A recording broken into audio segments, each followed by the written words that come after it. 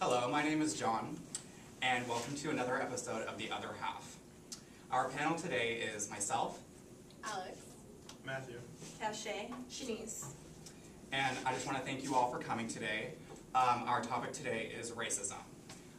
Just to review from our first episode during heterosexism, I brought up the mythical norm. The mythical norm is basically this chart that I've made right here. We have the agents and we have the targets. The agents are the people who fit in within the mythical norm. Male, white, heterosexual, upper middle class, able-bodied, between the ages 21 and 55, Christian, attractive, light, tan skin, and English as a first language. The people who are the targets are female, people of color, lesbian, gay, bisexual, working class or poor, person with disabilities, under the age 21 or above the age 55, non-Christian, unattractive, too light or dark skin, and English as a second language. Now for those of you, some of you will fit in the agents category and some of you will fit in the targets category. I'm sure all of us can find something where we intersect between. The agents are the people who are the privileged group. They are the people where the structure of our society works for them.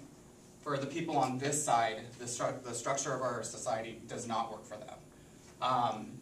They have to deal with many obstacles, and they have to deal with being disadvantaged, being profiled, targeted.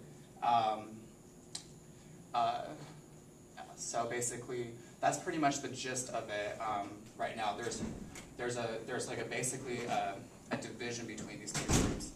I also want to get into, since our topic is racism today, I want to share with you guys the 4 types of racism. We have aware blatant, when a white person expresses their racism openly. And then we have aware covert, when a white person expresses their racism undercover. And then we have unaware, which is self-righteous. Unaware self-righteous, which is when a white person acts like they know more about someone else's color better than they do. Unaware unintentional is a white person that says or does something racist and they don't even realize it. This is the way that people, these are the ways that people are racist when they are the agent group. The agents are the ones, which would be white people. This is how they would be racist. Can any of you guys give me an example of like aware blatant racism? All you have to do is think of the KKK, anyone that, the skinheads, people that wear swastikas, or just... People who visualize it, yeah. What about someone who does something racist in a covert way? well, kind of the KKK, because they try to not hide themselves, and by the... When they're not together, they try to... If they're not together, they try to avoid I think, to give you guys a scenario of like a covert racism act, is like the common, like, a white couple, boyfriend and girlfriend, are walking down the street, and they see a person of color walking towards them, and then as they are passing, the white woman will clench to her boyfriend, and as they are passing, and then as they walk past, they're clenched together, and then they walk past each other, and then they let go. That's a covert act. She got scared because she walked by a black person. That's covert racism. Unaware self-righteous. I actually have a personal story about this, a short personal story. Sometimes those of us who try to be activists and try so hard to fight discrimination, sometimes we can go over the top and be racist ourselves. It's an unaware kind. I actually was having a conversation with one of my friends, and she was a person of color, and she referenced herself as a colored person. And I said to her, I go, you don't call yourself that. That is a very racist term. And she goes, oh, well, that's just how I've always, told myself. Now, colored, the word colored is a very racist term. It goes back to segregation when we would label people who are white and people who are colored. It's a very derogatory term.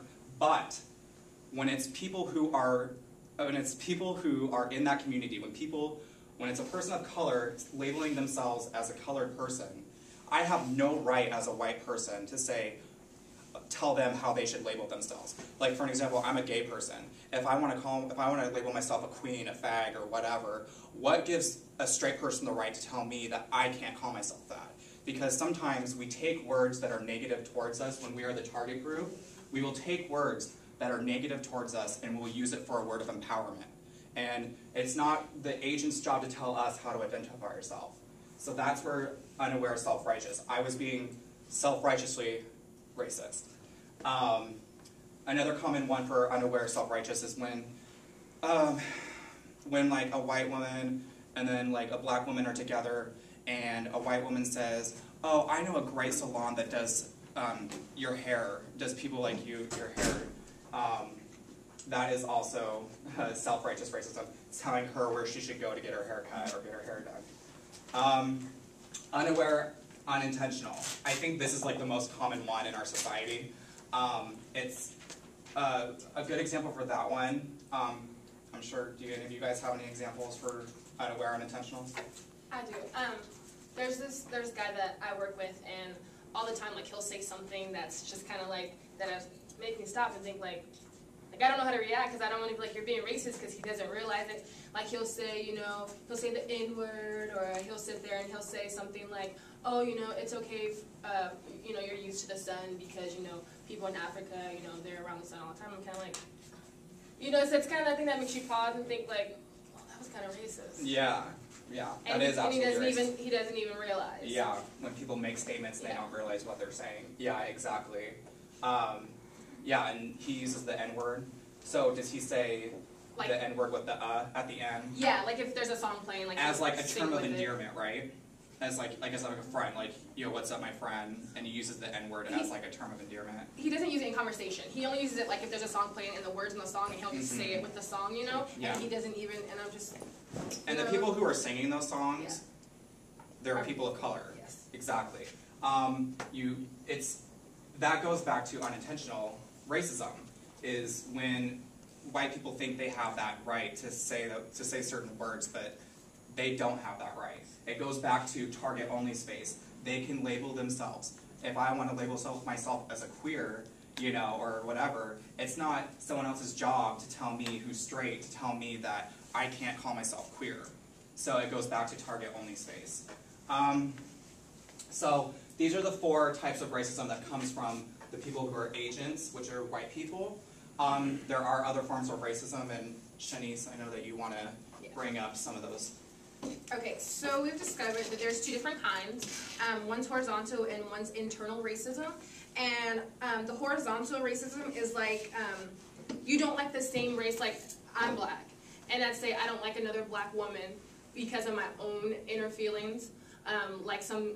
Maybe because, or let's say a black man. I don't like a black man, maybe because, in my life they've been negative to me, or, I didn't grow up with a strong role model, that was a male, or I just see in my family a black man seen as a negative thing.